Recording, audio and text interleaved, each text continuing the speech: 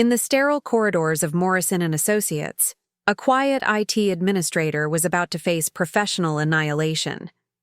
What started as routine system maintenance took a shocking turn when they came face to face with corporate arrogance that would reshape everything.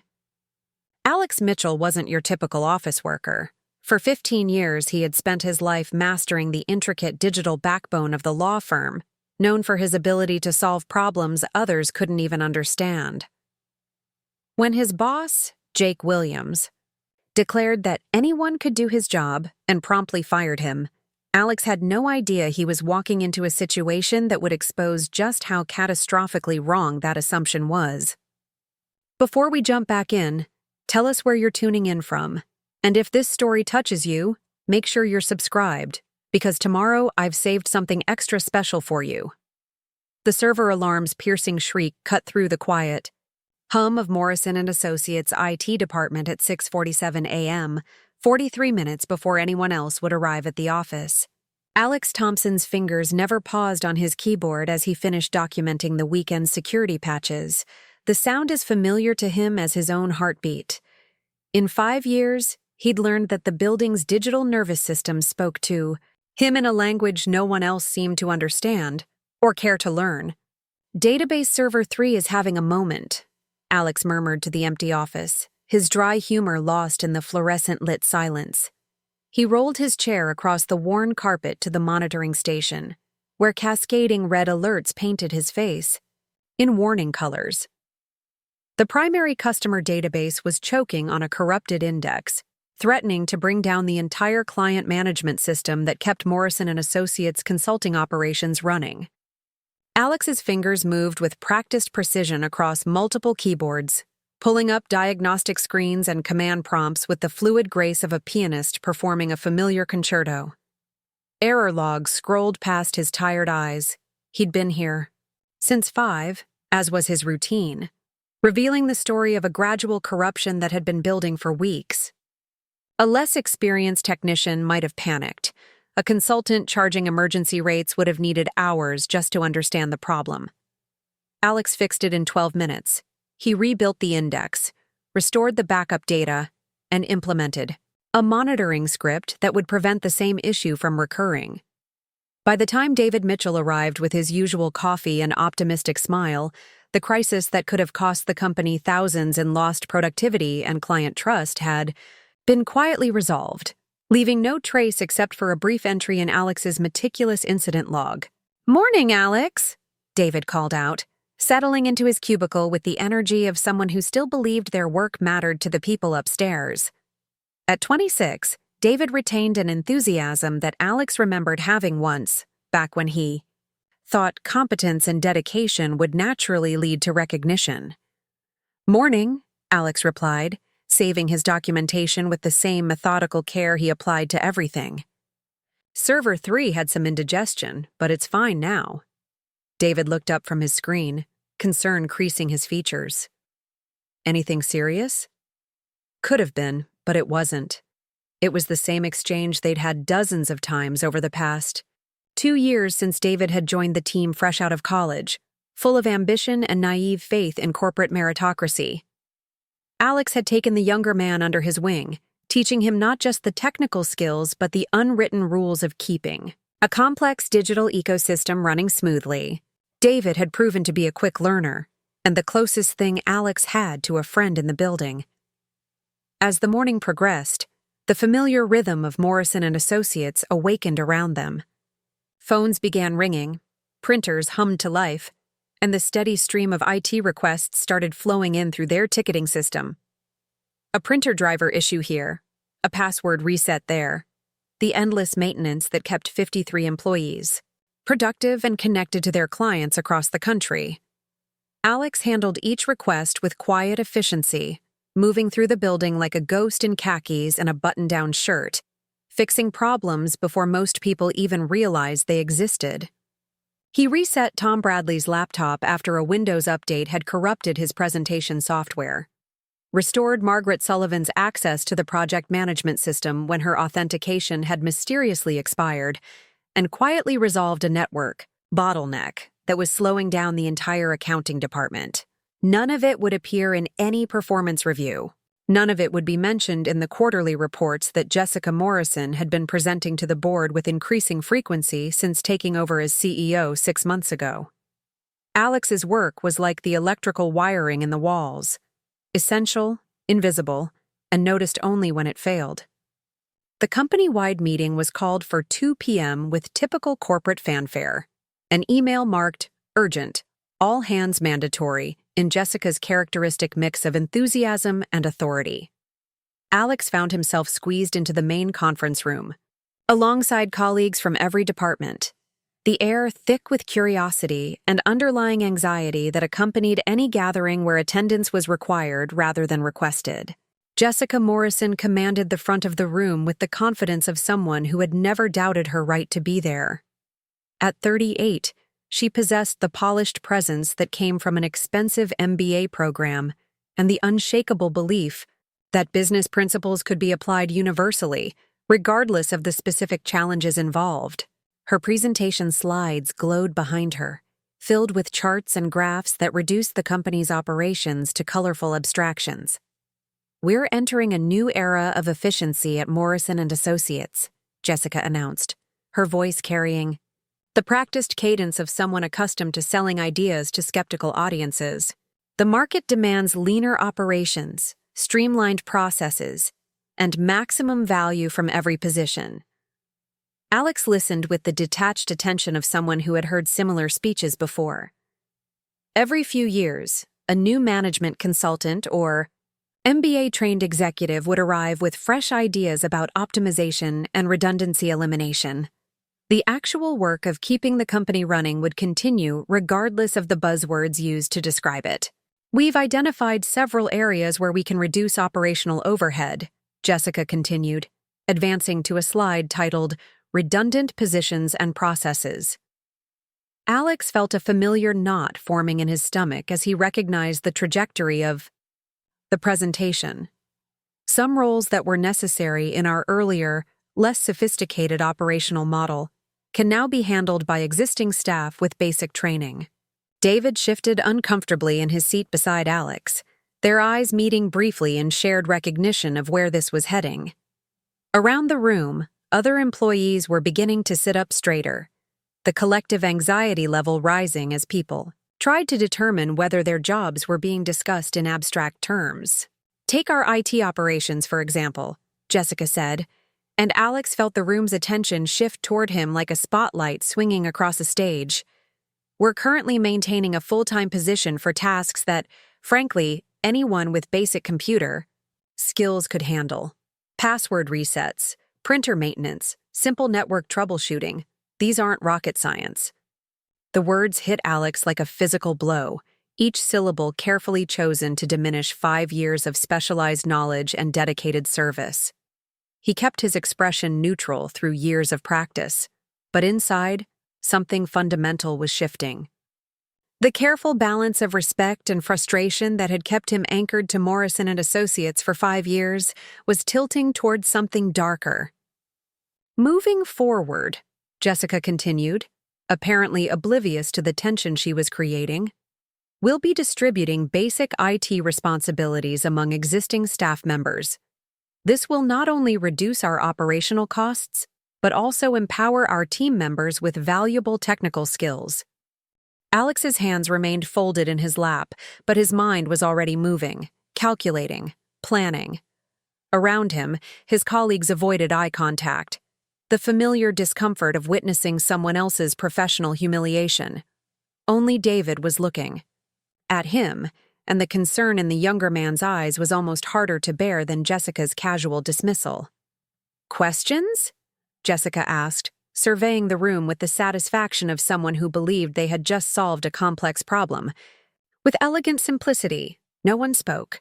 Alex could have raised his hand, could have explained the complexity of the systems he maintained, the custom integrations he had built, the documentation only he possessed. He could have detailed the server crisis he had resolved that morning, the network architecture that kept their operations secure, the backup systems that stood between the company and catastrophic data loss. Instead, he sat in silence, watching Jessica Morrison smile with the confidence of someone who had never had to understand the difference between knowing how to use a computer and knowing how to make 53 computers work together seamlessly. The meeting ended with polite applause and the shuffling sound of people returning to work they hoped would still exist tomorrow. Alex remained seated as the room emptied, David hovering nearby with the awkward uncertainty of someone who wanted to offer comfort but didn't know what words could possibly help. "Alex," David began quietly, "you know she doesn't understand." "She doesn't need to understand," Alex replied, his voice steady and calm. "She's made her position clear." But as Alex finally stood and walked back to his department, his mind was already several steps ahead, moving through the digital architecture of Morrison Associates with surgical precision. Every system, every password, every access credential passed through his memory like items on a checklist. Jessica Morrison had just made a declaration about the value of his expertise. Alex Thompson was about to show her exactly how right she was. The password purge would begin tonight. The password purge would begin tonight. Alex's hands remained steady on his keyboard as the last of his colleagues filtered out of the office, their conversations fading into the Denver evening beyond the windows. David had lingered at his desk until nearly 6, shooting worried glances in Alex's direction. But Alex had maintained his usual professional demeanor, calm, methodical, unremarkable. Just another Tuesday night of routine maintenance that no one would think to question. At 6:47 p.m., the same time the morning's server crisis had begun, Alex was alone. He started with the documentation, his ingrained professionalism warring with his growing resolve. Even in revenge, Alex Thompson remained precise. Opening a new text file, he began cataloging every system he was about to cripple, every password he was about to delete, every access credential that would vanish into digital oblivion. Not because anyone would read it. The irony wasn't lost on him that proper documentation was exactly the kind of basic computer skill Jessica believed anyone could handle, but because it felt important to maintain a record of what Morrison Associates was about to lose. "Email server cluster," he typed, his fingers moving with surgical precision. "Primary authentication domain controller, secondary backup authentication, customer relationship management database, project management system, financial software, integration, network security protocols, VPN access matrix."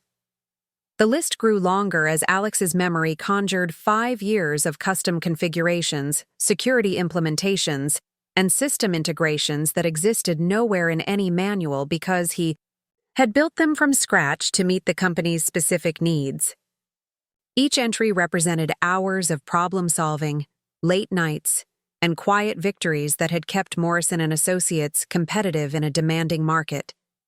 He saved the document to his personal drive and closed it. Jessica Morrison wanted to know what basic computer skills could accomplish. She was about to find out. Alex began with the email system, the digital heart that pumped communication throughout the company. His administrative access gave him godlike control over the Microsoft Exchange servers, and he exercised it with the methodical care of a surgeon. User accounts retained their basic functionality. Jessica wouldn't be able to claim he had destroyed personal data, but every administrative password, every service account, every automated process that kept the email flowing smoothly disappeared, with a few keystrokes. The customer relationship management system came next. Morrison Associates had been using the same CRM platform for 7 years, but Alex's custom integrations made it far more powerful than its out-of-the-box configuration suggested. Client contact information would remain intact. Alex wasn't vindictive enough to destroy years of relationship building, but accessing it would require administrative credentials that would no longer exist. With each system he locked down, Alex felt a strange mixture of satisfaction and loss. The network monitoring tools that had awakened him with alerts on weekends, the backup systems that had saved the company from 3 separate disasters, the security protocols that had prevented 2 attempted cyber attacks. All of it became inaccessible as he systematically removed his own digital fingerprints from Morrison Associates infrastructure. The project management system proved more complex. Alex had spent months integrating it with the financial software and time-tracking applications, creating automated workflows that saved the consulting staff hours of administrative work each week. Undoing those connections required careful precision. He wanted to lock out administrative access without corrupting the underlying data. Even in his anger, Alex couldn't bring himself to destroy the actual work his colleagues had created. By 9 p.m., he had moved through the network infrastructure like a digital plague, removing administrative privileges with surgical precision. The VPN that allowed remote access, the wireless network configurations, the printer management system, the backup servers, each fell under his methodical attention. Alex documented every change in his personal log, creating a map of the digital wasteland he was leaving behind. The financial software integration presented the most delicate challenge. Morrison Associates' billing system, payroll processing, and client invoicing all flowed through a complex web of applications that Alex had spent 2 years perfecting. One wrong move could corrupt financial records or trigger compliance violations that might bring legal scrutiny. Alex carefully severed the administrative connections while preserving the underlying data structures, creating a digital maze that would be nearly impossible to navigate without his institutional knowledge. As midnight approached, Alex reached the final phase of his digital demolition. The domain controllers, the central authentication systems that verified every login attempt, every file access, every network connection, represented the ultimate expression of his technical expertise. These servers didn't just control access, they were the digital foundation upon which Morrison Associates' entire operation rested. Alex's fingers hovered over the keyboard as he prepared to delete his own administrative access, the final act that would make his digital apocalypse irreversible. Once he removed his own credentials from the domain controllers, there would be no pathway back. The systems would remain intact but inaccessible, like a fortress with all the keys thrown into a digital abyss. He thought about David Mitchell, arriving tomorrow morning to find his computer locked out, his access denied, his work temporarily beyond reach. He thought about Tom Bradley, probably staying late tonight to prepare for his important client presentation, unaware that his carefully crafted slides would be inaccessible by morning. He thought about Margaret Sullivan, trying to manage operations, with her project management tools suddenly beyond reach. Most of all, he thought about Jessica Morrison, walking into her corner office tomorrow morning and discovering that her basic computer skills weren't quite sufficient to unlock the digital kingdom she had inherited from her father. Alex executed the final command at 12:03 a.m., watching his own administrative credentials vanish from the domain controller with a quiet sense of completion. The cursor blinked at him from the command prompt, waiting for instructions that he no longer had the authority to give. He closed all the applications, cleared his browser history with professional thoroughness, and gathered his few personal items from his desk. The family photo his mother had insisted he display, the coffee mug David had given him last Christmas, the small cactus that had somehow survived 3 years under fluorescent lighting. At his desk, Alex typed a brief resignation email. Effective immediately, I am resigning from my position as IT administrator at Morrison Associates. My badge and access card are in my desk drawer. Thank you for the opportunity to serve the company's basic computer needs. Alex Thompson. He saved the email to his drafts folder, knowing it would never be delivered. The email system would be inaccessible within hours, and the message would remain trapped in digital limbo, much like the company's operations would be by tomorrow afternoon. Alex placed his badge and access card in his desk drawer, exactly as he had promised in his undeliverable resignation. He turned off his monitor, pushed in his chair, and walked toward the exit with the same quiet professionalism that had characterized his 5 years at Morrison Associates. The building's security system registered his departure at 12:31 a.m. By morning, it would be the last record of Alex Thompson's presence in the digital infrastructure of Morrison Associates. The password purge was complete.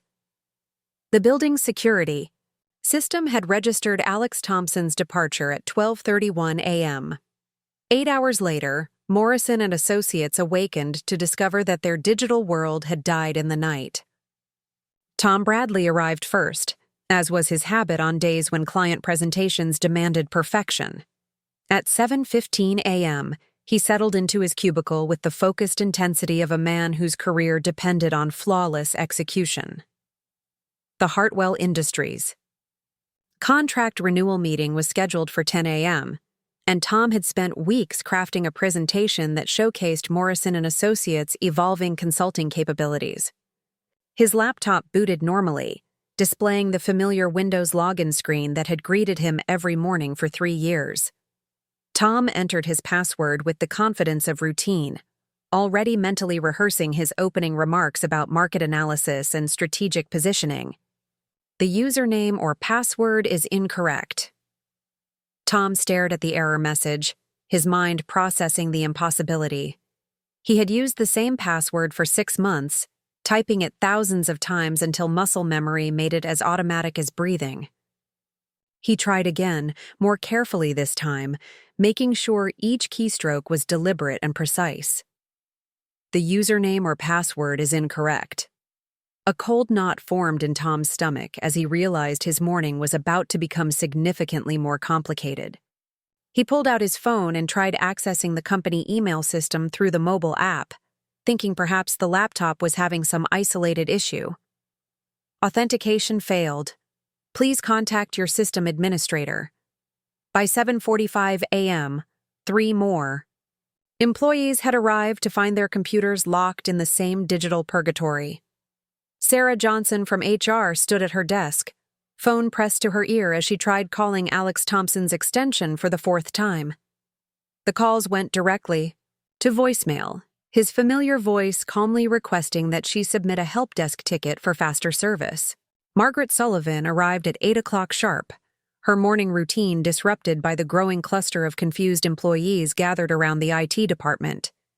As operations manager, she had developed an instinct for sensing when small problems were about to become large ones, and the anxiety radiating from her colleagues triggered every alarm bell in her experienced mind. "What's the situation?" she asked Sarah, who was now frantically trying to access the help desk system from her phone. "Nobody can log in," Sarah replied, her professional composure beginning to crack. "Computers, email, even the project management system. I can't reach Alex and the help desk portal won't load." Margaret pulled out her own laptop, hoping that her administrative access might somehow bypass whatever technical glitch was affecting the regular user accounts. Her login attempt failed with the same ruthless consistency that had frustrated her colleagues.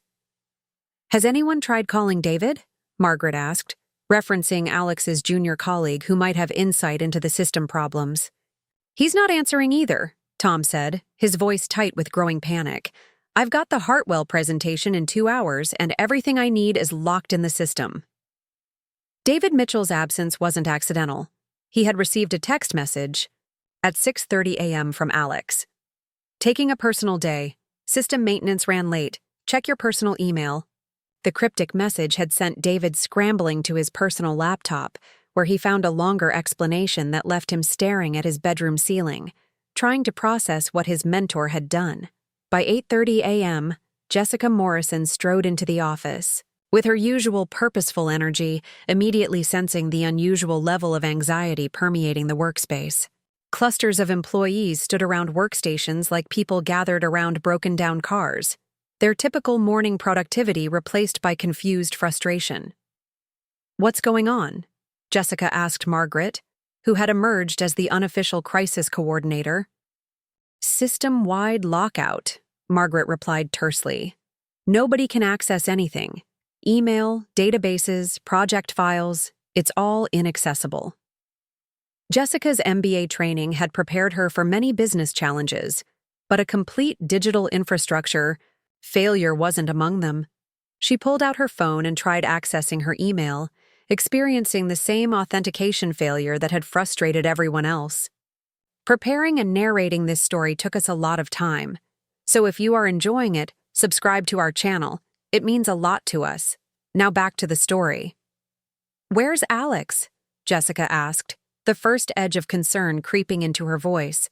"Nobody can reach him," Sarah said, joining their impromptu crisis meeting. "His phone goes to voicemail, and he's not responding to texts." Jessica's initial response was to treat the crisis as a manageable technical hiccup. She had spent 6 months as CEO learning to project confidence in the face of operational challenges, and she wasn't about to let a computer problem derail her leadership. "This is probably just a server issue," she announced to the gathering crowd of employees. "These things happen. We'll get it sorted out quickly." But as the morning progressed, the scope of the digital catastrophe became impossible to ignore. The phones started ringing at 9 a.m. with client calls that couldn't be answered because the computer-based phone system was inaccessible. Project.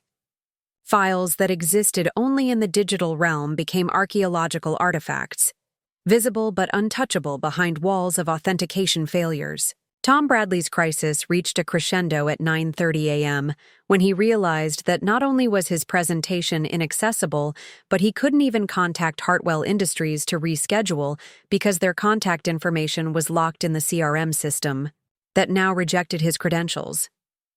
"I need those files," Tom said, his voice carrying the desperation of a man watching his career prospects evaporate. 3 years of client relationship building, all the market research, the competitive analysis, it's all in there. Margaret tried calling the office's main IT support vendor, hoping that an external technician might be able to bypass whatever authentication problems were plaguing their systems. The support technician's questions quickly revealed the depth of the problem. "We'd need administrative access to diagnose the issue," the technician explained over speakerphone. "Do you have your domain administrator credentials?" The silence that followed was more eloquent than any explanation. Morrison Associates had administrative credentials. Alex Thompson had them. But Alex Thompson was unreachable, and without him, their digital infrastructure had become an impenetrable fortress. By 10 a.m., Jessica Morrison's confidence had transformed into something closer to panic. Tom Bradley sat at his desk with his head in his hands, his crucial client meeting. Now impossible. Other employees clustered around their locked workstations like mourners at a funeral, watching their productivity die a slow digital death. The phones kept ringing with calls they couldn't answer, emails piled up in servers they couldn't access, and deadlines approached with the relentless indifference of time itself. Morrison and Associates was learning a harsh lesson about the difference between basic computer skills and the specialized expertise required to maintain complex digital systems. Somewhere in his apartment across town, Alex Thompson was presumably aware of the chaos he had unleashed, but for the 53 employees trying to salvage their Wednesday morning, his location was as inaccessible as everything else in their suddenly locked digital world. The password purge had claimed its first day of victims, and the siege was just beginning. The password purge had claimed its first day of victims, and the siege was just beginning. Alex Thompson sat in his Denver apartment at 10:15 a.m., nursing, his second cup of coffee while watching Morrison and Associates tear itself apart through the digital windows he had left himself. The security camera feeds still responded to his access, a small oversight in Jessica's understanding of basic computer skills that allowed him to observe the mounting chaos from 23 floors above the city. His laptop displayed a grid of camera angles: the main office floor where employees clustered around dead workstations, the conference room where Jessica was gesticulating frantically at Margaret Sullivan, and the IT department where his empty desk sat like a crime scene, waiting for investigation. The irony wasn't lost on him that he was using the very expertise Jessica had dismissed to watch her company struggle with his absence. The Slack channels were even more revealing. Alex had maintained administrator access to the company's communication platform Another basic system that Jessica apparently believed ran itself. Messages flew between panicked employees, creating a real-time narrative of organizational collapse. Tom Bradley. Anyone know how to reach Alex? Hartwell meeting is in 20 minutes and I have nothing. Sarah Johnson. Called his number 6 times. Straight to voicemail. Margaret Sullivan.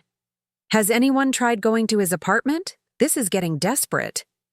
Alex felt a stirring of something that might have been guilt as he watched Tom's desperation play out in increasingly frantic messages. The client presentation that was now impossible to deliver represented months of Tom's work, and Alex knew the man well enough to understand that this failure would feel personal and devastating. But then Alex remembered yesterday's meeting, Jessica's casual dismissal of his expertise in front of 53 colleagues, and the guilt hardened back into resolve.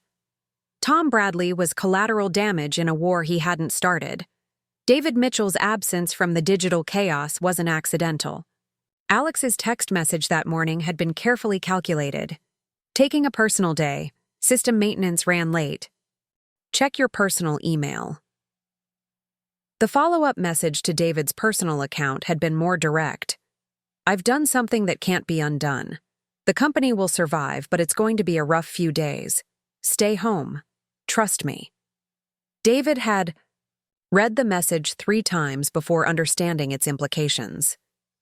His mentor, the man who had taught him everything about network security and system administration, had apparently declared digital war on Morrison Associates. The revelation sent David pacing around his small apartment, torn between loyalty to Alex and concern for their innocent colleagues. By 10:45 a.m., David had made his decision. If Alex was watching the company burn, someone needed to talk sense into him before the damage became irreversible. The drive to Alex's apartment complex took 23 minutes through morning traffic, giving David time to rehearse conversations that felt inadequate to the situation. How do you convince someone to step back from digital Armageddon? How do you appeal to the conscience of a man who had been publicly humiliated by someone who didn't understand the value of his work? Alex answered his door on the second knock, unsurprised to see David standing in the hallway with concern etched across his young face. The older man stepped aside wordlessly, gesturing for his protege to enter an apartment that David had visited only twice before, both times for Alex's quiet birthday celebrations that never involved more than pizza and awkward small talk. I figured you'd come, Alex said, closing the door behind David and returning to his laptop, where the Morrison Associates security feeds continued their silent testimony to organizational chaos. Alex, what the hell did you do? David's voice carried a mixture of awe and horror as he processed the scope of what his mentor had accomplished. I gave Jessica Morrison exactly what she asked for, Alex replied, his tone eerily calm as he gestured toward the laptop screen. She wanted to see what happens when basic computer skills replace specialized expertise. Now she knows. David stared at the security feeds, watching his colleagues mill around the office like survivors of a digital apocalypse. Tom's presentation is today. Sarah's trying to process payroll. Margaret's got 3 project deadlines this week. And Jessica Morrison has an MBA and basic computer skills, Alex said, taking another sip of coffee. Surely that's sufficient to resolve any minor technical difficulties. This isn't just about Jessica, David said, his voice rising with frustration. Tom didn't humiliate you. Sarah didn't dismiss your work. Margaret has always respected what you do. For the first time since David's arrival, Alex's composure showed cracks. The younger man's words hit precisely the target that Alex had been trying to avoid acknowledging. His digital warfare was hurting people who had never been his enemies. You think I don't know that? Alex asked, finally turning away from the laptop to face David directly. You think I planned this without considering the collateral damage? Then why? David's question hung in the air between them, carrying the weight of their professional relationship and personal friendship.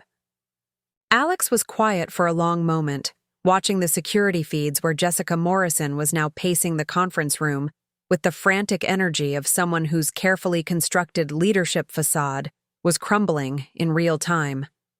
"Because for 5 years I've been invisible," Alex said finally. "Every crisis I prevented, every system I improved, every weekend I spent fixing problems that could have destroyed the company. None of it mattered. I was just overhead to be eliminated." "So you're making yourself visible by burning everything down?" "I'm making myself irreplaceable," Alex corrected. "There's a difference." Meanwhile, back at Morrison Associates, Jessica Morrison was discovering the practical limitations of her business school confidence. The emergency IT consultant she had contacted couldn't begin work without administrative access to assess the systems. The backup systems that should have provided alternative access were themselves locked behind administrative credentials. Even the phone system that might have allowed them to contact clients and explain the situation required network access that no longer existed. "How long until we can get this fixed?"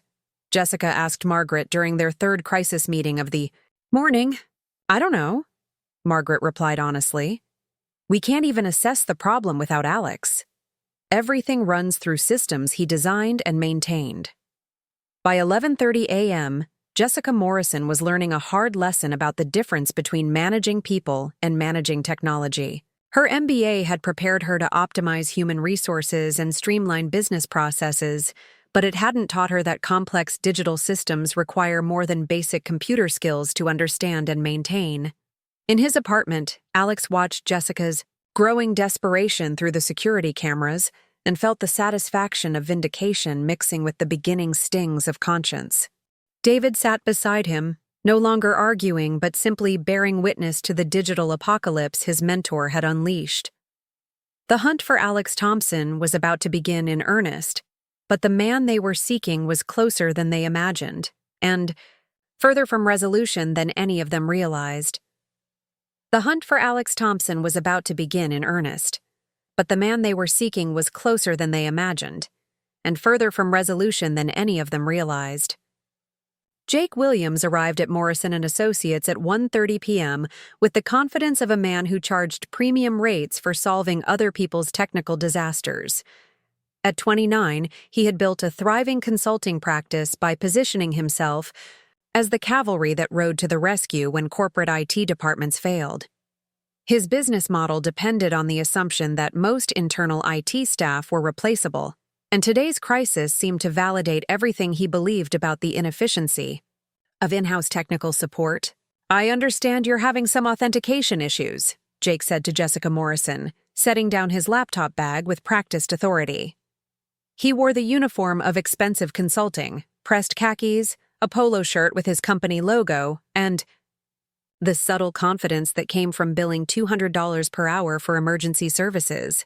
"It's more than authentication," Jessica replied, relief evident in her voice at finally having an expert to solve her crisis. "We can't access anything. Email, databases, network shares, the entire system is locked out." Jake nodded with the patient understanding of someone who had seen panicked executives before. "Standard domain controller issue, most likely. Happens more often than you'd think when companies don't maintain proper administrative protocols. I'll have this sorted within a few hours." Margaret Sullivan, who had been coordinating the crisis response all morning, felt her first glimmer of hope since the lockout began. "How long do you estimate for full restoration?"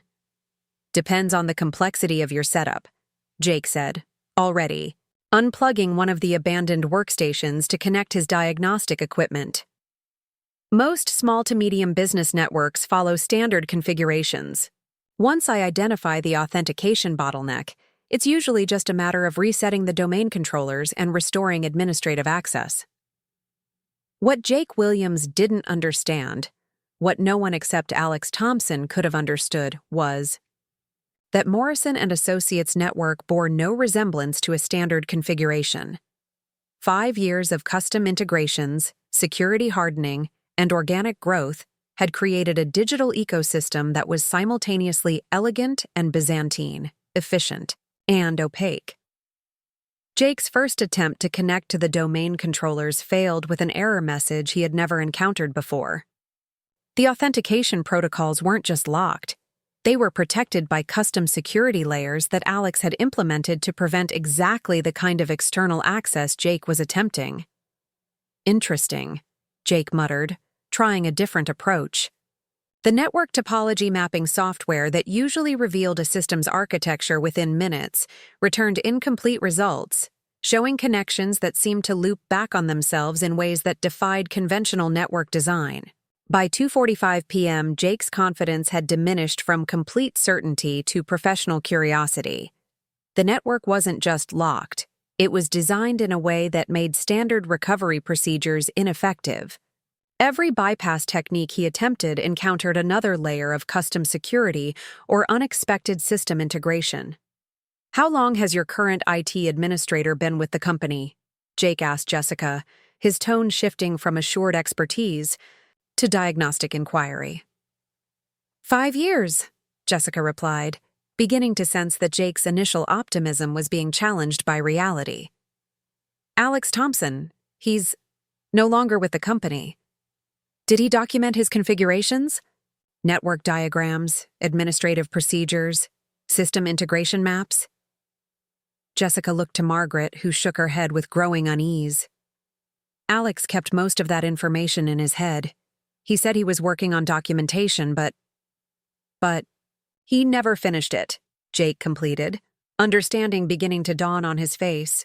This wasn't a standard domain controller failure.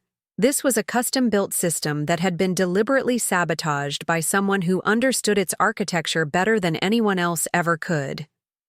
Jake spent the next hour attempting increasingly desperate recovery techniques.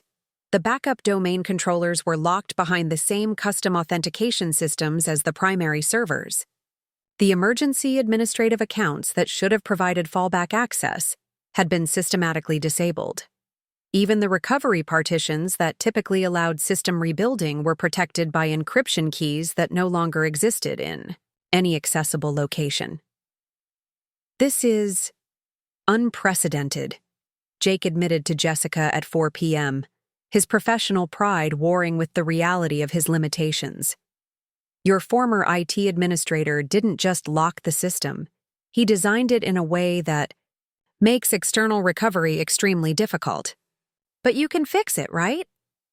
Jessica's voice carried the edge of desperation that came from watching her first major crisis as CEO spiral beyond her control. Jake hesitated, a luxury he rarely allowed himself when billing emergency rates. "I can fix it, but it's going to take significantly longer than I initially estimated. Some of these configurations, I've never seen integration this complex in a company your size." The word complex hung in the air like an accusation. Jessica Morrison had spent 6 months as CEO believing that IT operations were simply a matter of basic computer skills and proper management. Now she was learning that the quiet man she had dismissed yesterday had apparently built something that a 200-per-hour consultant found challenging to understand. By 5 p.m., Jake Williams was experiencing something he hadn't felt since his early consulting days: professional humility. Every technique in his considerable arsenal had been neutralized by security measures and system integrations that seemed to anticipate external intervention. The network wasn't just protected, it was intelligently defended against exactly the kind of brute force recovery he specialized in. "I'm going to need more time," Jake told the emergency meeting that had been hastily convened in the main conference room. Tom Bradley sat at the table looking hollow-eyed after missing his crucial client presentation. Margaret Sullivan took notes with the grim efficiency of someone managing a disaster. Sarah Johnson fielded increasingly agitated calls from clients who couldn't understand why their consulting firm had suddenly become unreachable. "How much more time?" Jessica asked, her MBA training struggling to process a problem that couldn't be solved through strategic planning or resource allocation. "At least a week," Jake admitted. "Maybe longer. I need to reverse engineer the entire network architecture before I can begin restoring access. Your former administrator built something. That's Well, it's actually quite sophisticated. The admission struck the room like a physical blow. A week without email, databases, or client communication. A week of missed deadlines, lost productivity, and mounting financial losses. A week to understand what Alex Thompson had built and Jessica Morrison had dismissed as basic computer skills. In his apartment across town, Alex watched the security feeds as Jake Williams packed up his diagnostic equipment with the frustrated movements of a man whose expertise had proved insufficient. The satisfaction Alex felt was tempered by the increasingly desperate expressions on his former colleagues' faces, but it was satisfaction nonetheless.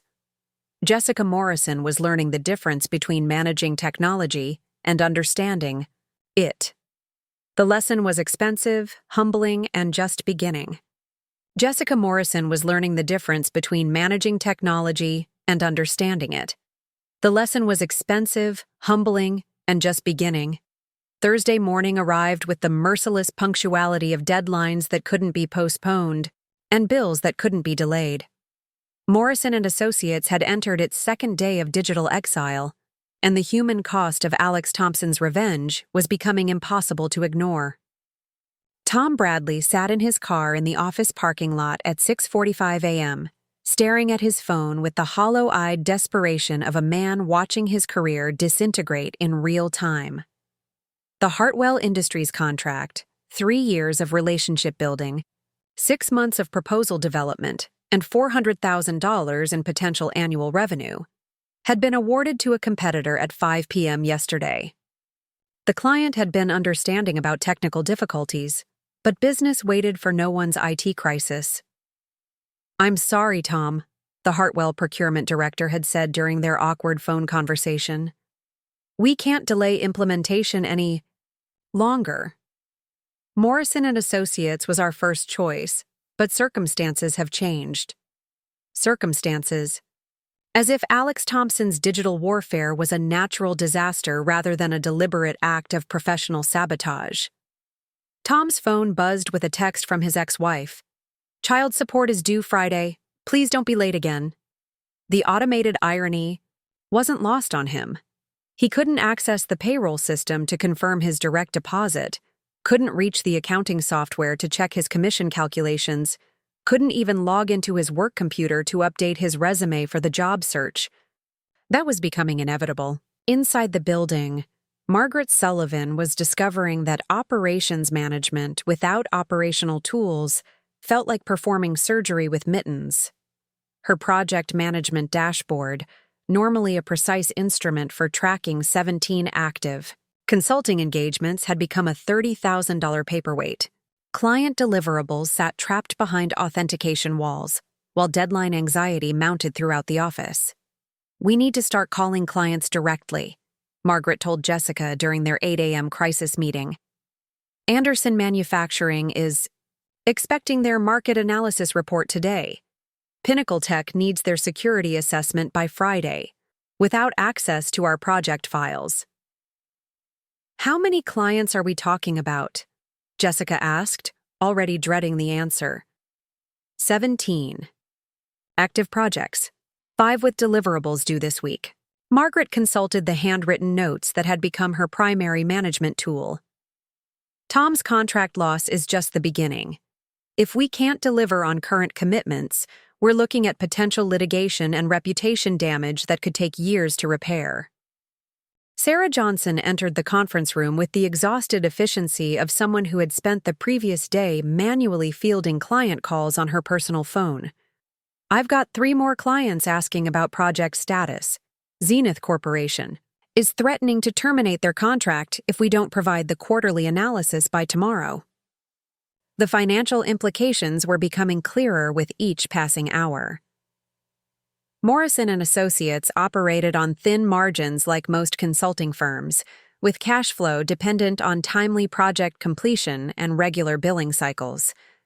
2 days without access to time-tracking systems, billing software, and client databases meant that revenue recognition was grinding to a halt, just as operational expenses continued mounting.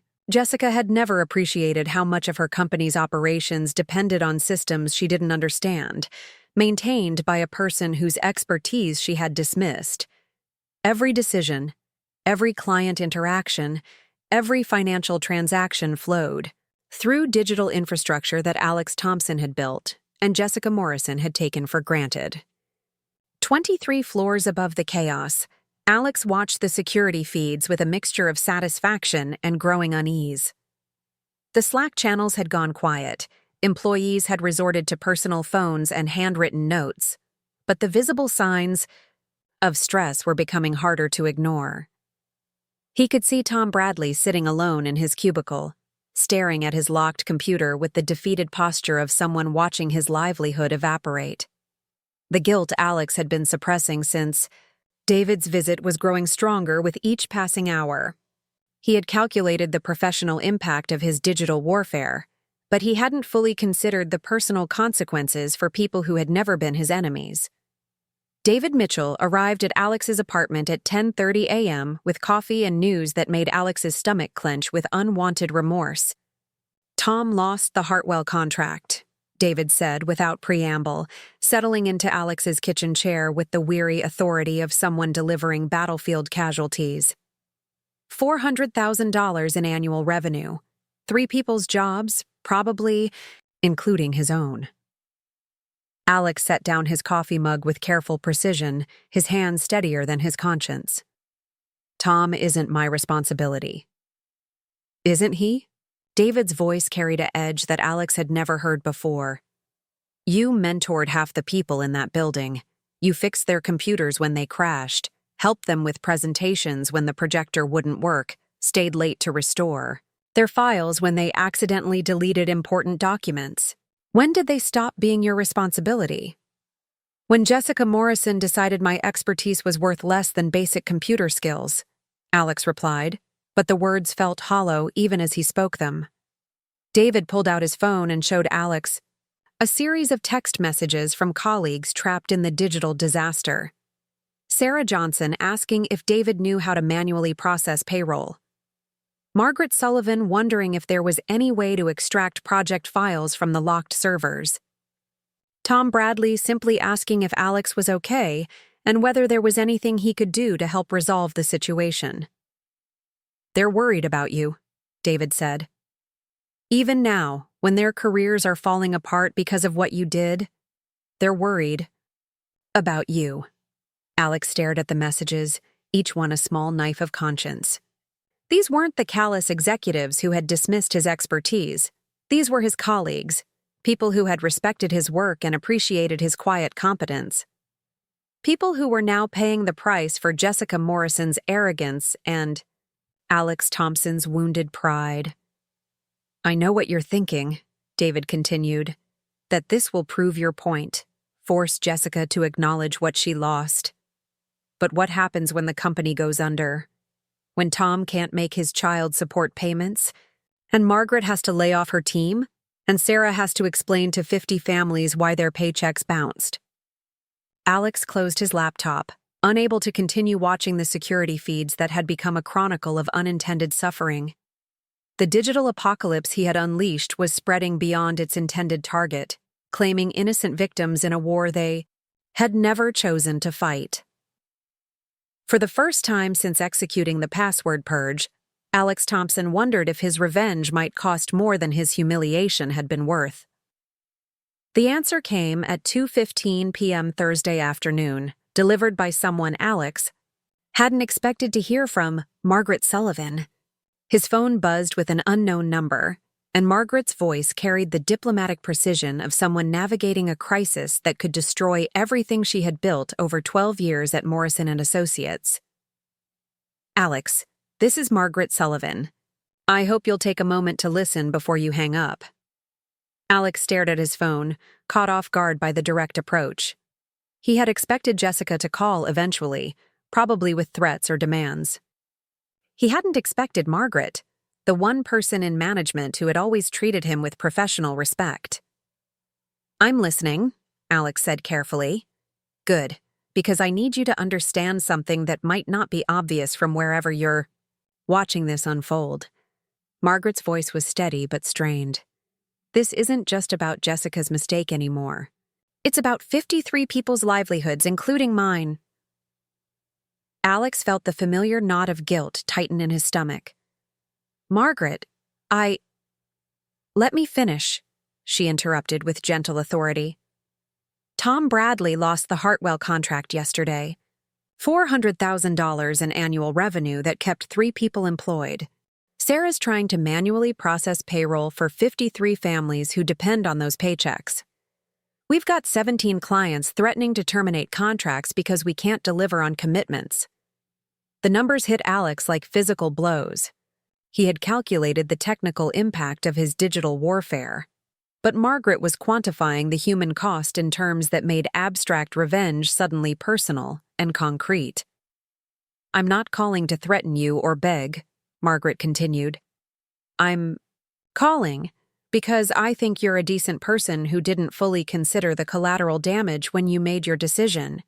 And because Jessica Morrison finally understands that she made a mistake. She understands? Alex's voice carried 5 years of accumulated skepticism. She's here with me now, along with Rick Anderson and Sarah Johnson. We'd like to talk, not as adversaries, but as colleagues trying to find a solution that acknowledges both your legitimate grievances and the reality that we're all going to lose everything if this continues. Alex found himself staring at the security camera feeds on his laptop, where he could see Margaret's empty office and the conference room where emergency meetings had been held for 2 days straight. The digital omniscience that had given him satisfaction was becoming a burden as he watched his colleagues' mounting desperation. What makes you think Jessica has changed her mind? Alex asked. Because Jake Williams just submitted his preliminary assessment, Margaret replied. He estimates 2 weeks minimum to reverse engineer your network architecture, assuming he can figure it out at all. Jessica finally understands the difference between basic computer skills and the expertise required to build and maintain complex systems. There was a pause before Margaret continued, her diplomatic training evident in every carefully chosen word. Alex, you've proven your point. Everyone in this building now understands how much we depended on your expertise. But proving your value by destroying everything you built isn't really victory. It's mutual assured destruction. Alex closed his laptop, unable to continue watching the security feeds that had become a chronicle of unintended consequences. What exactly are you proposing? A conversation, face-to-face in neutral territory. You name the place and terms. We'll acknowledge what went wrong, discuss what needs to change, and see if there's a path forward that protects everyone's interests. The offer hung in the air between them, carrying the weight of professional relationships and personal responsibility. Alex had spent 2 days watching his digital apocalypse unfold with the satisfaction of vindication, but Margaret's call was forcing him to confront the difference between justice and revenge. Who would be there? Alex asked. Jessica, because she needs to personally acknowledge her mistake. Rick Anderson, because he's been advocating for recognizing your contributions since this started. Sarah, because any resolution needs HR oversight. And me, because someone needs to represent the operational reality of getting this company functional again. Alex found himself considering the proposal despite his anger. Margaret Sullivan was the one person at Morrison Associates whose judgment he had always respected, and her willingness to mediate suggested that real change might be possible. I want David Mitchell there too, Alex said finally. As my advocate. Of course. When and where? Alex thought for a moment, his mind automatically calculating the logistics of a meeting that could either resolve the crisis or escalate it beyond repair. Tomorrow morning, 9 a.m., neutral ground, the conference room at the Marriott downtown. And Margaret? Yes? Jessica needs to understand that this isn't just about apologizing for Tuesday's meeting. If we're going to resolve this, there need to be systemic changes that ensure it never happens again. Understood. We'll see you tomorrow morning. After ending the call, Alex sat in his apartment staring at the blank laptop screen, processing the implications of Margaret's proposal. The password purge had achieved its primary objective, forcing Morrison and Associates to confront the value of his expertise. But it had also created a humanitarian crisis that went far beyond his original grievance with Jessica Morrison. David arrived an hour later to find Alex pacing his small living room with the restless energy of someone wrestling with a decision that would affect dozens of lives. "Margaret called," Alex said without preamble. "They want to negotiate." David's relief was visible. "That's good news, right?" "Maybe. Depends on whether Jessica is really ready to change or just desperate enough to say whatever it takes to get the systems restored." "Only one way to find out," David said. "But Alex, whatever you decide tomorrow, remember that Tom Bradley and Sarah Johnson and all the others didn't humiliate you. They're just caught in the crossfire of a war between you and Jessica." Alex nodded, understanding the weight of responsibility that came with holding an entire company's digital infrastructure hostage. Tomorrow's negotiation would determine whether the password purge ended with genuine organizational change or mutual destruction.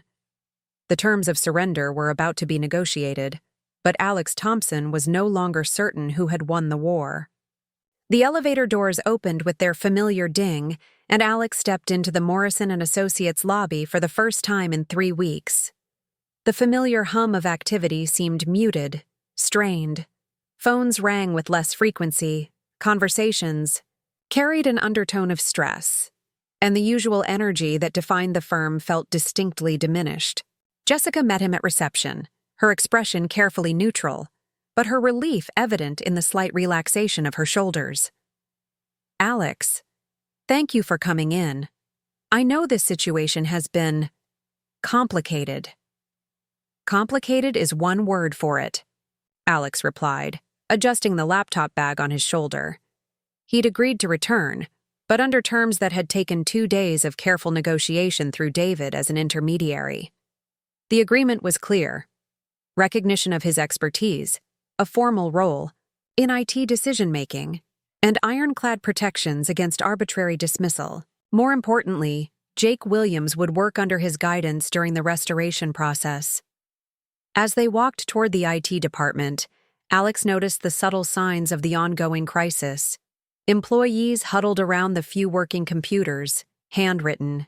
Notes cluttered desks where digital workflows once streamlined operations, and the copy machine, normally idle, worked overtime producing physical documents. Jake was waiting in the server room, his usual confidence replaced by something approaching contrition. The past 3 weeks had clearly taken their toll. His polo shirt was wrinkled, his eyes rimmed with the exhaustion of sleepless nights spent trying to unravel systems he didn't fully understand. "Alex," Jake said, extending his hand, "I owe you an apology. I thought I could figure it out, thought the systems were more straightforward than they actually were." Alex studied the offered hand for a moment before accepting it. "Let's focus on getting everyone back to work first. We can talk about lessons learned afterward." The server room told the story of Jake's 3-week struggle. Cables had been disconnected and reconnected in different configurations.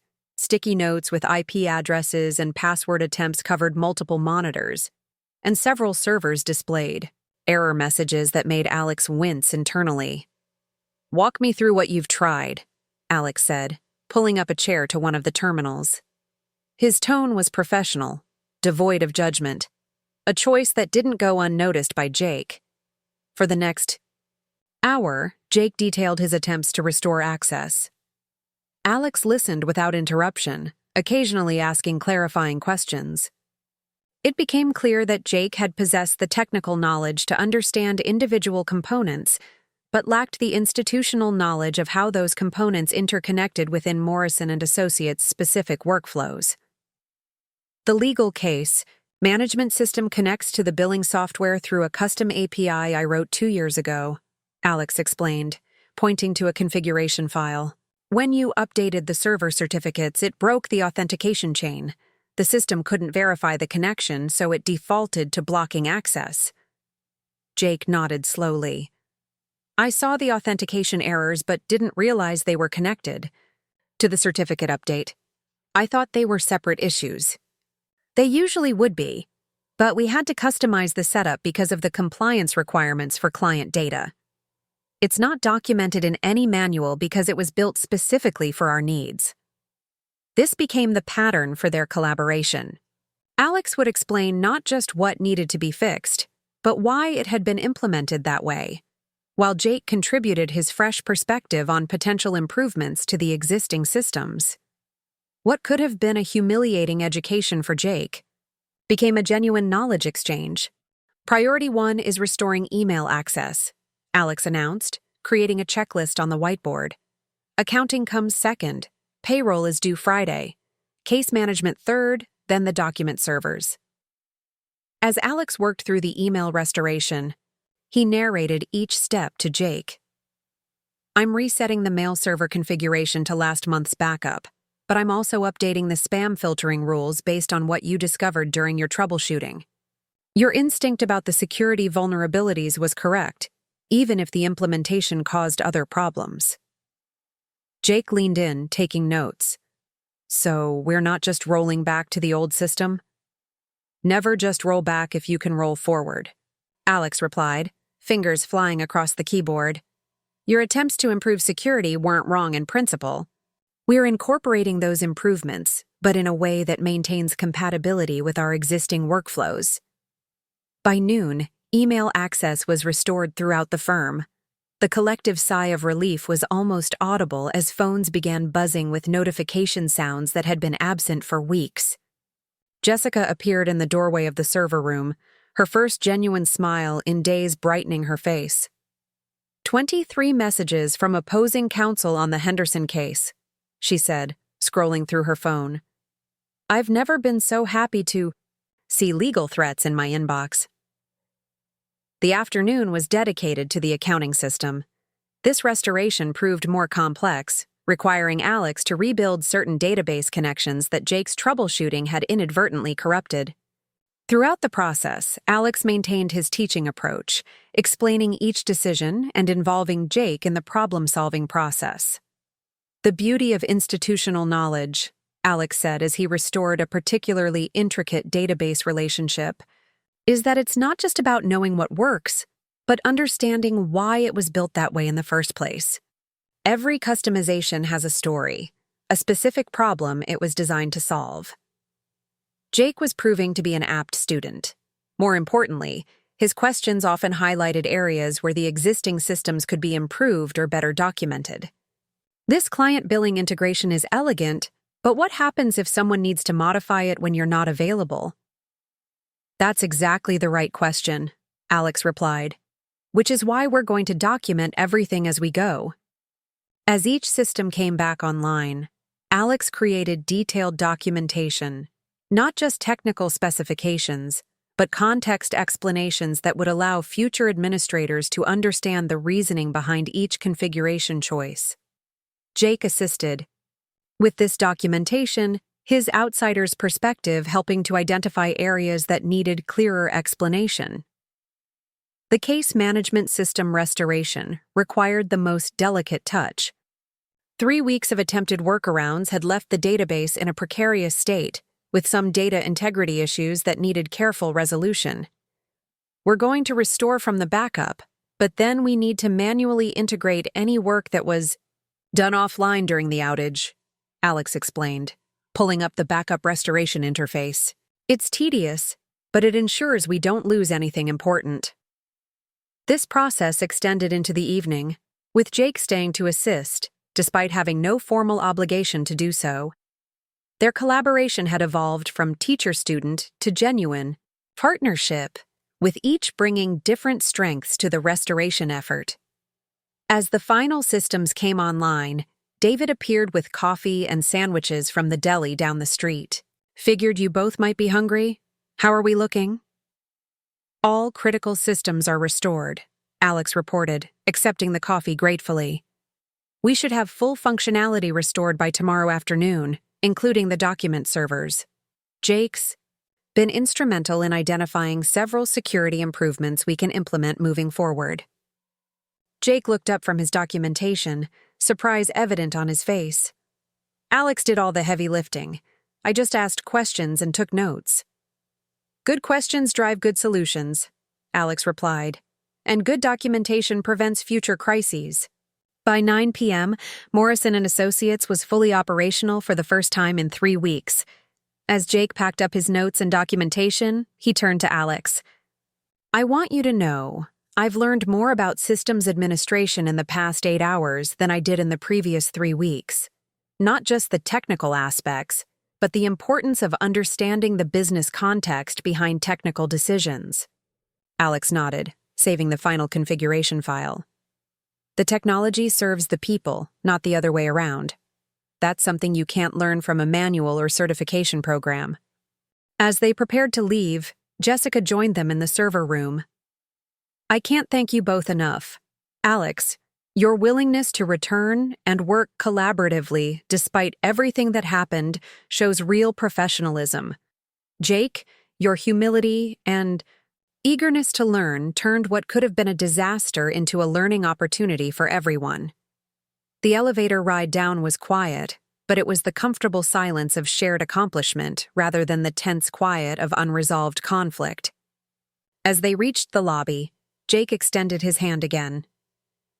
I hope we can continue working together moving forward. I think we make a good team. Alex shook his hand, this time without hesitation. I think we do too. But next time you want to update the server certificates, maybe we can plan it together first. Jake laughed, the first genuine laughter either of them had shared since this crisis began. Deal. And Alex, thank you for showing me what real expertise looks like in action. As Alex walked to his car, he felt something he hadn't experienced in weeks. Optimism about the future of Morrison Associates. The systems were restored, but more importantly, the relationships were stronger than they had been before the crisis. Sometimes, he reflected, the best solutions come not from avoiding conflict, but from working through it with integrity and mutual respect. 2 months after the Great Restoration, Morrison Associates had settled into a new rhythm. The crisis that had nearly crippled the firm had become unexpectedly a catalyst for positive change. Alex sat in the conference room, reviewing the agenda for what had become their monthly IT planning meeting, a concept that would have been unthinkable before Jake's ill-fated server updates. Jessica entered, followed by Jake, David, and the 3 department heads. The fact that IT planning now warranted this level of attendance spoke to how fundamentally the firm's approach to technology had evolved. Before we dive into new business, Jessica began, I want to acknowledge that we've now gone 2 full months without a single system outage. That's not just luck. It's the result of the new processes we've implemented. The new processes had emerged organically from the restoration experience. Alex and Jake had formalized their collaborative approach, creating a dual approval system for any significant system changes. Jake would propose improvements based on his technical expertise and industry knowledge, while Alex would evaluate the potential impact on existing workflows and client operations. The backup documentation system is working well, Jake reported, pulling up his tablet. We now have complete system documentation that includes not just technical specifications, but the business reasoning behind each configuration choice. Alex's insistence on context documentation has already prevented 2 potential issues. David nodded approvingly. The training sessions have been equally valuable. Having staff who understand basic system functionality means fewer panicked phone calls when something doesn't work exactly as expected. The training program had been Alex's initiative, born from watching colleagues struggle during the outage. Rather than keeping technical knowledge locked away, he'd developed a series of workshops that taught non-technical staff how to troubleshoot common issues and understand the interconnections between different systems. Speaking of training, Jessica interjected. I've been thinking about Alex's suggestion for a formal IT governance structure. We need to discuss implementing that. This was the big conversation Alex had been both anticipating and dreading.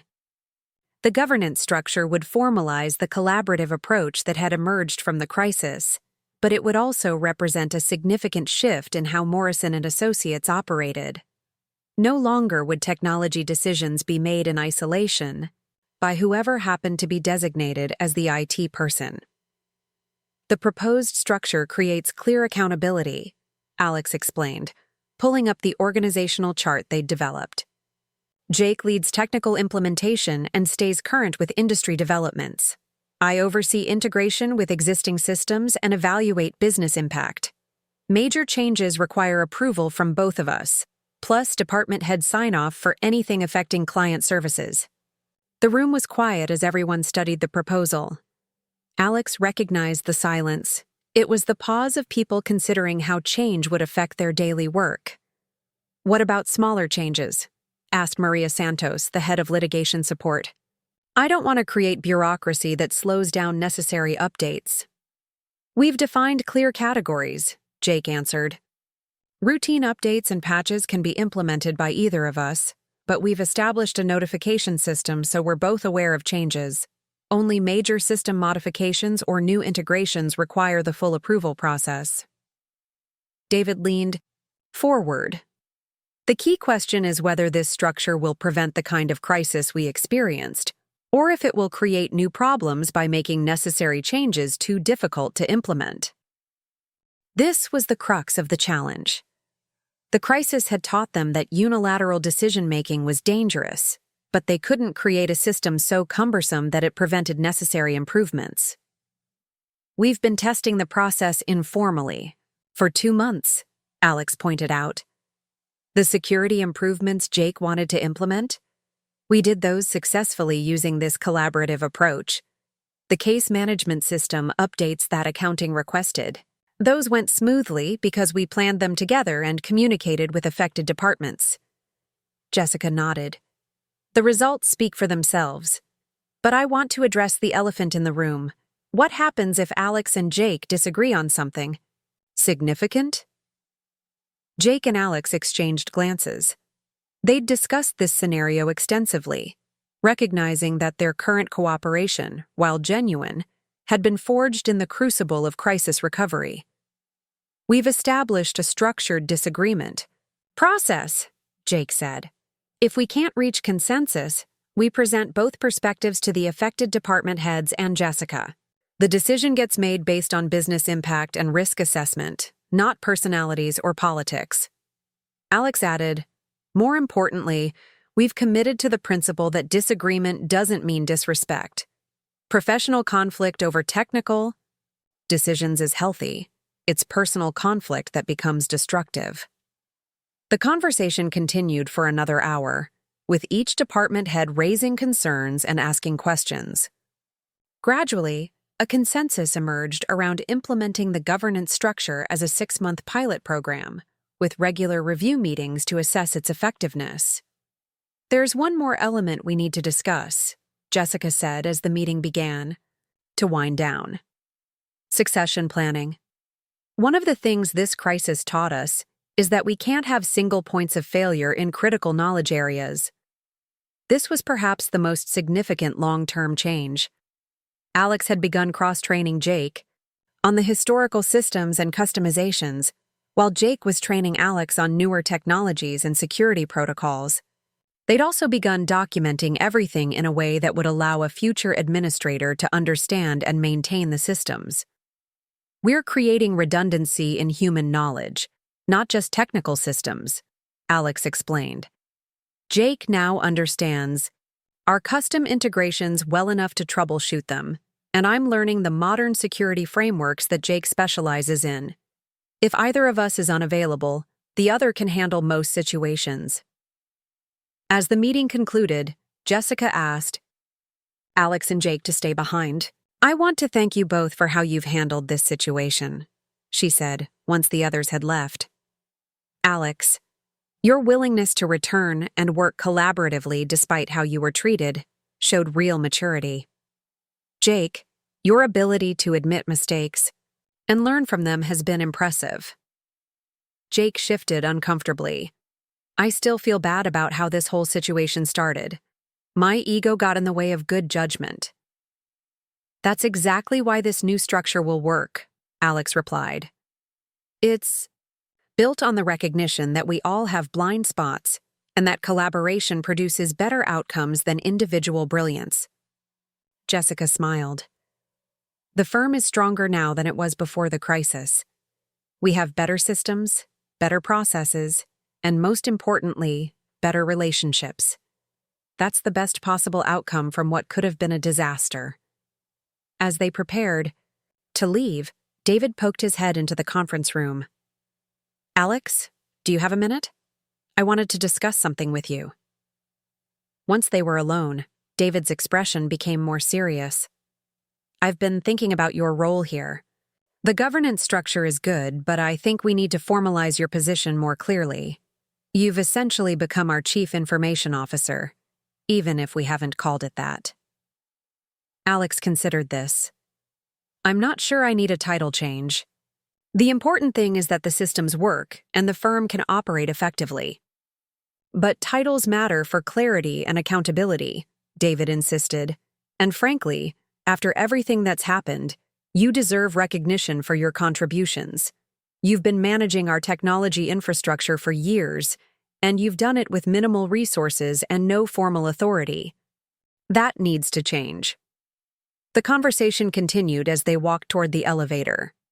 Alex found himself thinking about how much had changed in just a few months. The crisis had forced everyone to examine their assumptions about roles, responsibilities, and relationships. The firm that emerged from that examination was more collaborative, more resilient, and more prepared for future challenges. As the elevator doors closed, Alex realized that sometimes the best solutions come not from avoiding conflict, but from working through it with integrity and mutual respect. The foundation they'd built was stronger because it had been tested by crisis and rebuilt with intention. Morrison Associates was ready for whatever challenges lay ahead. 6 months later, Alex stood in the newly renovated server room, watching Jake explain the firm's IT infrastructure to Sarah Chen, Morrison Associates' first official IT intern. The transformation of the space itself told the story of how much had changed. Gone were the tangled cables and cryptic sticky notes that had once characterized the room. In their place stood organized equipment racks with clearly labeled connections, professional cable management systems, and most notably, a large whiteboard covered with detailed system diagrams that made the complex infrastructure comprehensible to newcomers. The morning sun streamed through the new windows that Jessica had approved as part of the comprehensive IT infrastructure upgrade. The server room, once a cramped and poorly ventilated afterthought, had been expanded and properly climate-controlled. The investment reflected the firm's recognition that their technology infrastructure was no longer just a necessary expense, but a strategic advantage. The key thing to understand, Jake was saying to Sarah, his voice carrying the patient tone of someone who had learned hard lessons about the importance of knowledge transfer, is that every system here serves a specific business function. The legal case management database isn't just storing information, it's designed to match the workflow that our attorneys actually use. The billing integration isn't just about generating invoices, it's configured to handle the complex time-tracking requirements that different practice areas demand. Alex smiled at hearing his own words echoed back, though Jake had added his own insights based on months of collaborative work. The mentorship relationship between Jake and Sarah had developed naturally, much like his own professional partnership with Jake had evolved from crisis into genuine collaboration. Sarah, a recent computer science graduate with a specialty in cybersecurity, brought fresh perspectives while learning the invaluable lesson of how institutional knowledge and technological innovation could work together rather than in opposition. Alex taught me that the technology should adapt to the people, not the other way around, Jake continued, pulling up a network diagram on one of the large monitors. When I first started here, I thought that meant the existing systems were holding us back. What I learned is that they were actually solving real problems in ways that generic solutions couldn't match. The art is in improving the solutions while preserving the problem-solving. Sarah nodded thoughtfully, making notes on her tablet.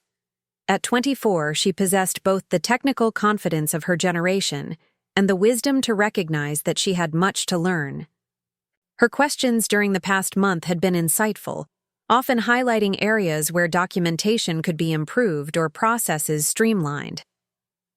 "How do you balance innovation with stability?" she asked, a question that went straight to the heart of the challenge they had all grappled with. "Collaboration and testing," Jake replied immediately. "Every significant change gets reviewed by both Alex and me. We look at it from different angles.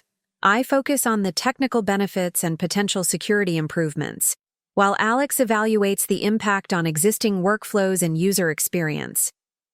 Then we test everything in a sandbox environment before implementing it in production.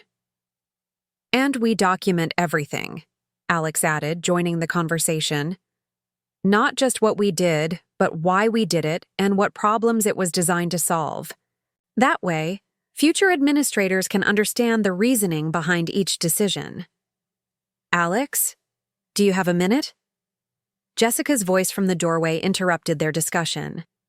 "I'd like to discuss something with you." As they walked toward Jessica's office, Alex observed the bustling activity that had become the new normal at Morrison Associates. The firm had not only recovered from the crisis, but had expanded significantly. 2 new attorneys had joined the practice, drawn in, part by the firm's reputation for technological sophistication and operational reliability. The Henderson case that had been jeopardized during the system outage had concluded successfully the previous month, with the client specifically praising Morrison and Associates for their responsiveness and technical capabilities, a ironic testament to how much the crisis had ultimately strengthened their operations. "I've been reviewing our performance metrics for the past 6 months," Jessica began, settling behind her desk with a stack of reports. "The numbers are remarkable. Client satisfaction is up 12%, which is significant in our industry. System reliability has achieved 99.7% uptime, better than many Fortune 500 companies. Our case resolution times have improved by 8%, and perhaps most importantly, staff confidence in our technology infrastructure has improved dramatically." She pulled out a client feedback survey. Listen to this comment from the Morrison Group. "Morrison and Associates' technological capabilities give us confidence that our case will be handled efficiently and securely. Their systems integration allows for seamless communication and document management throughout the legal process. 6 months ago, technology was something our clients tolerated. Now it's becoming a competitive advantage." Alex nodded, though he was careful not to let pride overshadow the collaborative nature of their success. "The partnership between Jake and me has worked better than I expected when we first started the restoration process. His innovations combined with stable implementation have given us the best of both worlds, cutting-edge capabilities with reliable operation." "That's exactly what I wanted to discuss. The partnership between you and Jake has exceeded every expectation, and I think it's time we made some formal changes to reflect that reality." Jessica pulled out a folder containing what appeared to be official documents and organizational charts. "I've been working with the board to restructure our IT operations. We're creating 2 new positions that formalize the collaborative approach that's been so successful." She spread the documents across her desk. "Jake will become our Director of IT Innovation, with responsibility for evaluating and implementing new technologies, maintaining security protocols, and staying current with industry developments. You'll become our Chief Information Officer, with overall responsibility for technology strategy, system integration, and ensuring that our IT infrastructure supports our business objectives." Alex studied the job descriptions, noting how they codified the collaborative structure that had emerged organically from their crisis experience. Each role had clear authority and responsibility, but built-in requirements for consultation and approval on major decisions. "This gives us both clear authority in our areas of expertise while maintaining the partnership approach that's been so effective." "Exactly. But there's more." Jessica's expression became more animated. "The board has approved a 40% increase in our IT budget for the next fiscal year. They were impressed by how we turned a potential disaster into a competitive advantage. The budget includes funding for additional staff. We're going to hire a full-time IT support specialist to work under your and Jake's supervision, as well as infrastructure improvements and training programs. The conversation continued for another 30 minutes, covering budget allocations, staffing plans, and strategic initiatives. Jessica outlined plans for expanding their document management capabilities, implementing advanced cybersecurity measures, and developing client-facing technology portals that would further differentiate Morrison Associates from their competitors. "There's one more thing," Jessica said as Alex prepared to leave. "I want you to know that your handling of this entire situation, from the initial dismissal through the restoration and beyond, has been exemplary. You could have been vindictive or petty after how you were treated. Instead, you chose to build something better. You turned a personal crisis into an opportunity for organizational growth. That's real leadership. And it's why the board was so enthusiastic about creating the CIO position specifically for you." Walking back toward the IT department, Alex reflected on the extraordinary journey that had brought them to this point.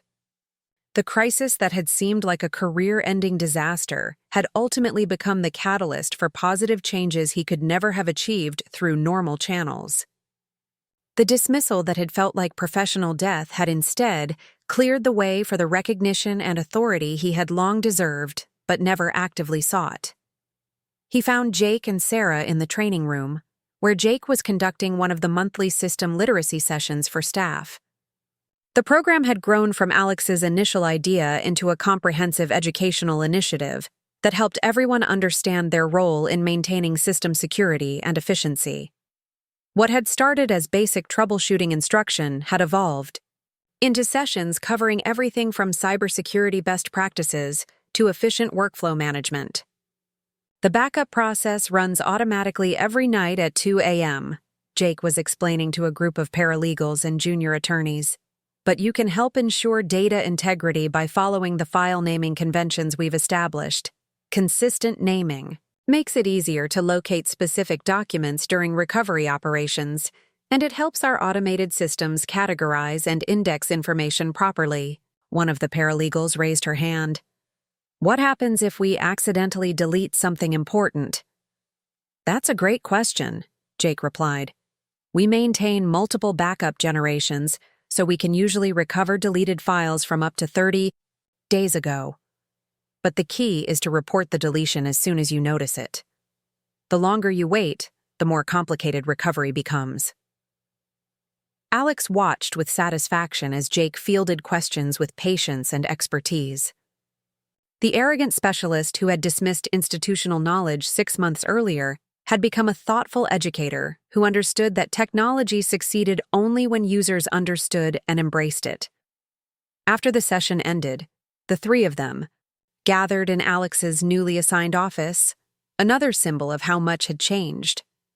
The space was modest but functional, with dual monitors displaying real-time system status dashboards and walls covered with network diagrams and workflow charts. That would have been incomprehensible to most people 6 months earlier, but now served as teaching tools for staff and visitors alike. "Sarah has an interesting proposal," Jake announced, pulling up a chair. "Tell Alex about your backup modernization idea."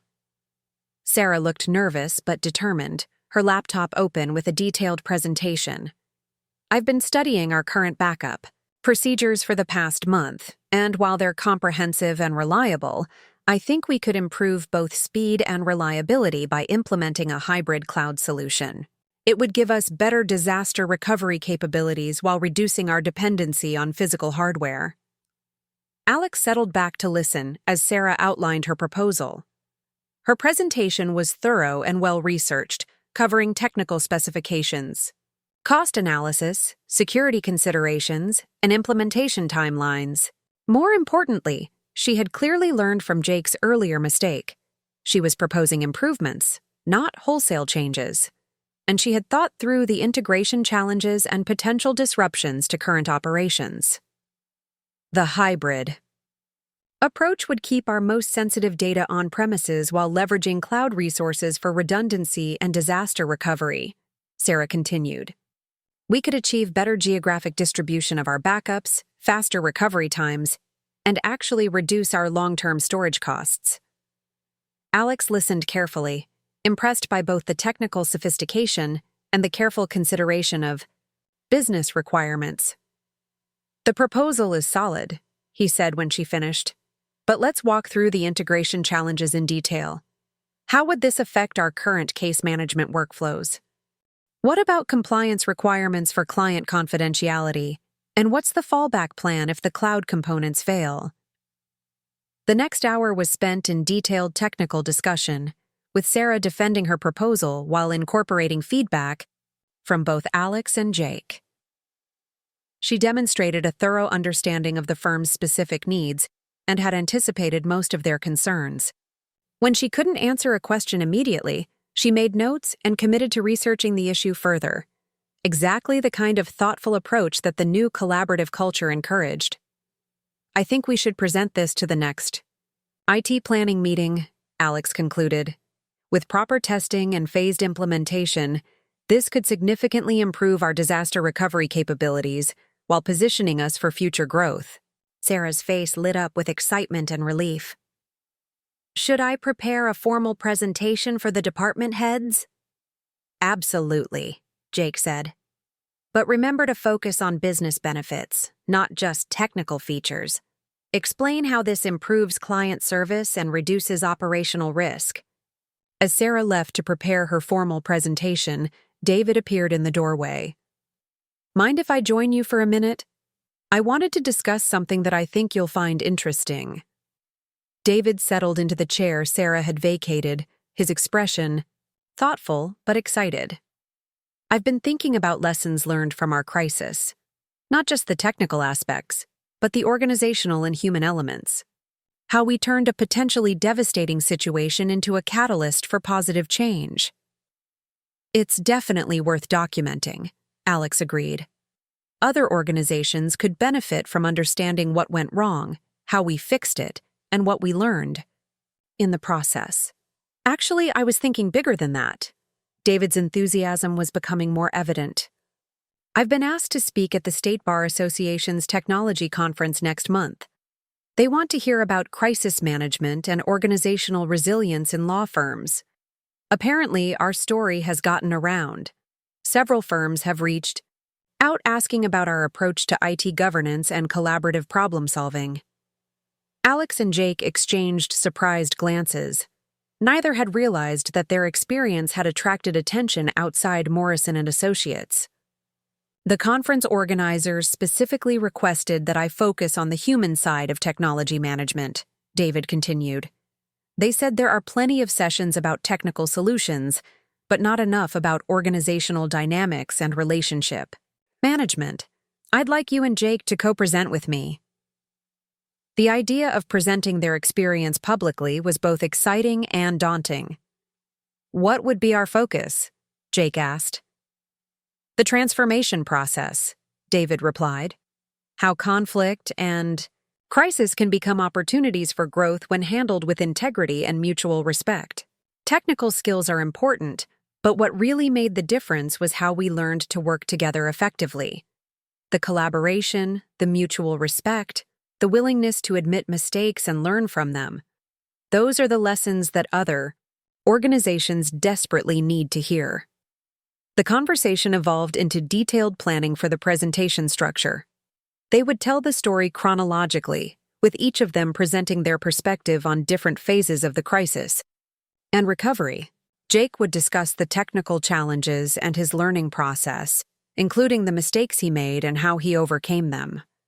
Alex would cover the restoration process and the development of collaborative problem-solving approaches. David would frame the organizational lessons and the leadership principles that enabled the transformation. "The key message," Alex suggested, "should be that conflict doesn't have to be destructive. When handled properly, professional disagreement can lead to better solutions and stronger relationships." "Exactly," David agreed. "Too many organizations try to avoid conflict entirely, which often leads to bigger problems down the road. We learned that respectful confrontation of different viewpoints actually improves outcomes. We should also address the role of ego and how to manage it constructively, Jake added. My initial approach was driven by ego and the need to prove myself. Learning to channel that energy into collaborative improvement rather than individual achievement was crucial. As they finalized their presentation plans, Alex realized how much his own perspective had evolved. 6 months earlier, he had seen the dismissal as a personal failure and professional catastrophe. Now he understood it as part of a larger story about growth, learning, and the critical importance of institutional knowledge in organizational success. Jake's transformation had been even more dramatic. The confident but somewhat arrogant IT specialist who had dismissed years of institutional knowledge had become a thoughtful collaborator who balanced innovation with respect for existing systems and the people who use them. There's one more thing, David said as they prepared to conclude the meeting. I've been approached by Morrison about expanding our service offerings. The success of our transformation has attracted attention from other law firms, and there's apparently significant demand for our expertise in organizational technology management. This was an unexpected development. Morrison Associates had always focused exclusively on legal services, but their experience managing technological crisis and transformation had created a new competency that others wanted to learn from. Several firms have inquired about consulting services, David continued. They want help with IT governance, crisis management planning, and collaborative technology implementation. It could represent a significant new revenue stream. We'd need to be very careful about confidentiality and resource allocation, Alex cautioned. Our primary responsibility has to remain with our existing clients and operations. We can't let consulting work compromise our core business. Absolutely, David agreed. But it's an interesting opportunity to share what we've learned while generating additional revenue. We could position ourselves as specialists in law firm technology management. Jake was quiet for a moment, considering the implications. I think it could work, but only if we maintain our collaborative approach. The success we've achieved here isn't just about technical solutions, it's about how we work together as a team. If we try to package that into a standard consulting methodology, we might lose the essence of what made it work. That's a valid concern, Alex replied. But I think the principles we've developed are transferable. Every organization has its own culture and challenges, but the importance of collaboration, mutual respect, and institutional knowledge applies universally. As the meeting concluded and they prepared to return to their respective responsibilities, Alex felt a deep sense of satisfaction and anticipation for the future. The crisis that had threatened to destroy his career had ultimately led to the most fulfilling and impactful professional period of his life. He had gained not just formal recognition and authority, but genuine collaboration, the opportunity to mentor the next generation of technology professionals, and the chance to influence how other organizations approached similar challenges. Walking back through the firm's offices, he observed the subtle but significant signs of their transformation. Staff members confidently used systems they had once feared. Efficient workflows hummed along without interruption. And most importantly, there was a sense of shared ownership of the technology infrastructure that served them all. People no longer saw IT as a mysterious black box, but as a collaborative partner in their professional success. The afternoon brought a steady stream of routine activities that would have been impossible 6 months earlier. Sarah successfully implemented a minor security update using the collaborative approval process they had developed. Jake and Alex reviewed plans for upgrading the conference room presentation systems. The monthly IT budget meeting proceeded smoothly, with department heads actively participating in technology planning discussions. But perhaps most significantly, Alex found himself fielding calls from other CIOs seeking advice on crisis management and organizational transformation. The network of professional relationships that had emerged from their experience was expanding beyond Morrison Associates, creating opportunities for influence and leadership that he had never imagined. As evening approached and the office began to quiet, Alex reflected on the journey that had brought them all to this point. Morrison Associates had not just recovered from its crisis, it had emerged stronger, more resilient, and better prepared for whatever challenges the future might bring. The foundation they had built together, tested by crisis and strengthened by collaboration, would endure long after the specific technical solutions became obsolete. Sometimes, Alex reflected as he prepared to leave for the day, the best outcomes emerge not from avoiding problems, but from facing them with integrity, collaboration, and mutual respect. The circle was now complete, but the journey of continuous improvement and growth would continue indefinitely. The crisis had ended, but the transformation it had catalyzed was just beginning. Up next, you've got 2 more standout stories, right on your screen. If this one hit the mark, you won't want to pass these up. Just click and check them out. And don't forget to subscribe and turn on the notification bell so you don't miss any upload from us.